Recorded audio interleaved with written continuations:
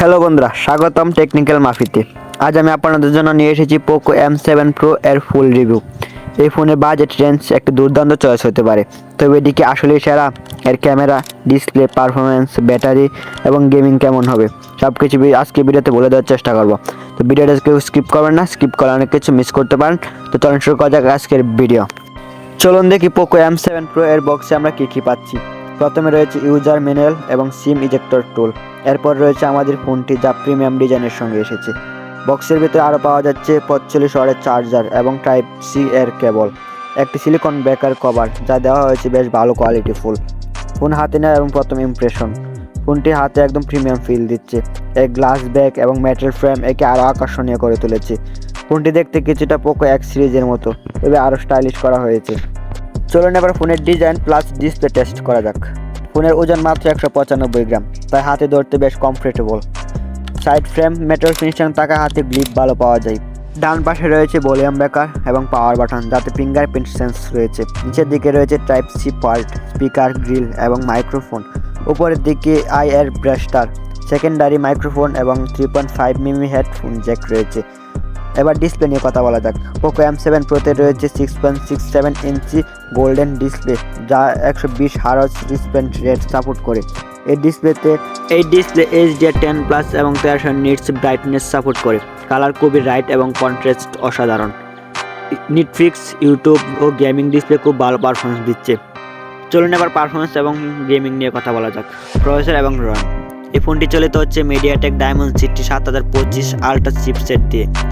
8GB RAM এবং 256GB UFS 2.2 storage দেওয়া হয়েছে।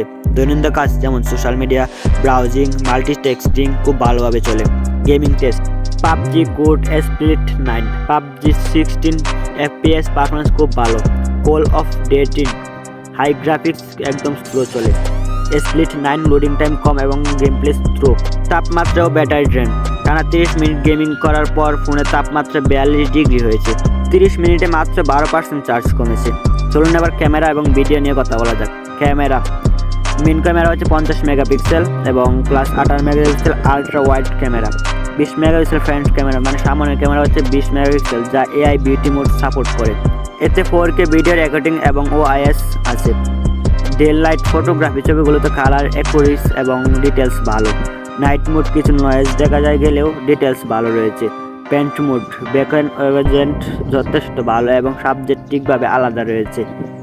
চলুন এবার ব্যাটারি এবং চার্জিং নিয়ে কথা বলা যাক। ব্যাটারি পারফরমেন্স, ব্যাটারিতে রয়েছে 5101 mAh ব্যাটারি, যা 1 থেকে 2 দিন চলবে। গেমিং করলে 7 থেকে 8 ঘন্টা ব্যাকআপ পাওয়া যাবে।